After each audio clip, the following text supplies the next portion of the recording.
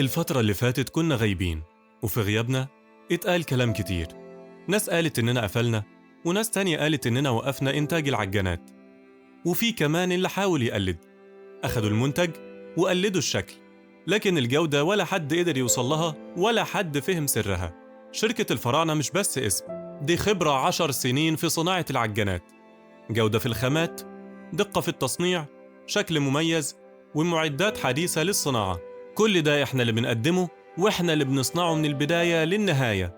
احنا ما غبناش، وإنما كنا بنجهز لحاجة أقوى، ورجعنا نثبت لكم وجودنا بإعلان صغير بنوضح فيه إن شركة الفراعنة لسه موجودة ولسه مكملة، زي ما بدأنا من أول يوم ولسه مكملين.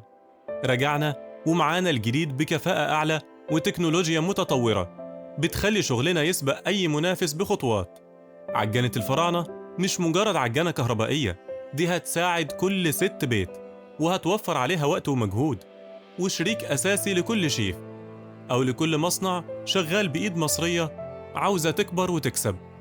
وفرنا موديلات تناسب كل الاحتياجات، من الاستخدام المنزلي للاستخدام الصناعي. ولو كنت لسه مجربتش، دلوقتي هو الوقت المناسب.